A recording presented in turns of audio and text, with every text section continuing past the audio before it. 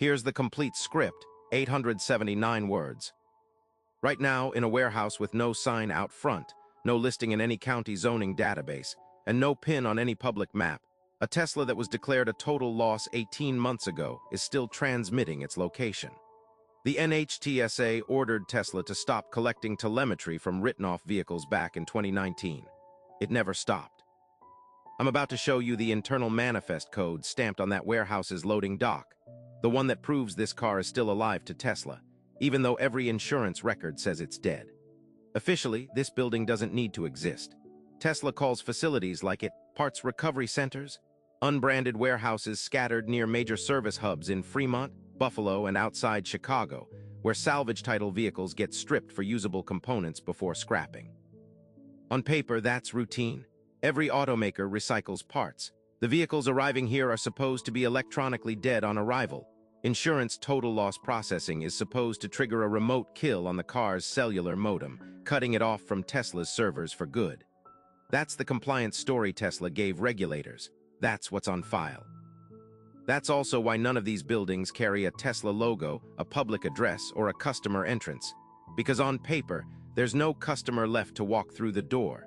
Here's what's actually happening inside. Total loss doesn't kill the modem, it just changes what Tesla calls the vehicle in its own backend. The VIN gets tagged inventory, not customer, and inventory-tagged cars keep a live telemetry handshake with Tesla's servers by design, because technicians need remote diagnostics to decide what's salvageable. Nobody flips that connection off when the car rolls into the warehouse. Location pings, battery health data, even cabin camera activation logs keep flowing silently from a vehicle its own paperwork says is destroyed. Insurance companies think the data stream ends at the tow yard. It doesn't, it just changes address to a building that isn't on any map. And it's still running every night on every totaled Tesla waiting in a bay for a technician who hasn't gotten to it yet. The California DMV's salvage division flagged this exact gap in a 2022 audit and told Tesla, in writing, that inventory reclassification could not be used to bypass total loss data obligations. Tesla's response, obtained through a public records request, didn't dispute the finding. It just noted that inventory telemetry is operationally necessary for parts triage and kept doing it. The DMV doesn't have jurisdiction over data practices, only titles. The NHTSA does have jurisdiction and referred the matter to the FTC in 2023, flagging it as a potential unfair practices case tied to consumer data after sale. The FTC never opened a formal case. No public explanation was given for why, and it's still running. Here's the part nobody reported. The loophole isn't a bug, it's a title sitting inside Tesla's own vehicle state software. Every car Tesla builds carries an internal status flag, customer, service, inventory, decommissioned. Federal telemetry rules only apply once a vehicle crosses into decommissioned.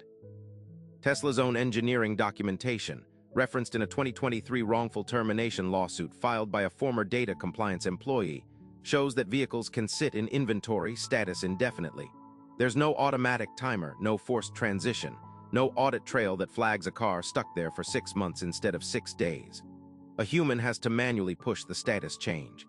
In an unmarked warehouse with no assigned compliance staff, sometimes nobody does. The car just stays inventory, forever if nobody remembers it. That's not a glitch in the system, that's the entire mechanism. The law only reaches vehicles Tesla chooses to reclassify, and Tesla writes the reclassification code. No outside regulator has ever been given red access to that flag, which means no one outside Tesla can even count how many totaled cars are sitting in that limbo tonight, still checking in. If your Tesla is ever totaled, you're told the connection ends there. It doesn't unless someone inside Tesla manually flips a switch you'll never see happen. Your last months of driving, location history, charging patterns, cabin recordings can keep sitting on Tesla's servers, tied to a car sitting in a warehouse that officially doesn't process personal data anymore, because officially nothing about that car is yours anymore either. You signed away the vehicle. Nobody told you the data doesn't leave with it. And there's no dashboard, no request form, no customer-facing button that shows you whether your totaled car ever actually went dark.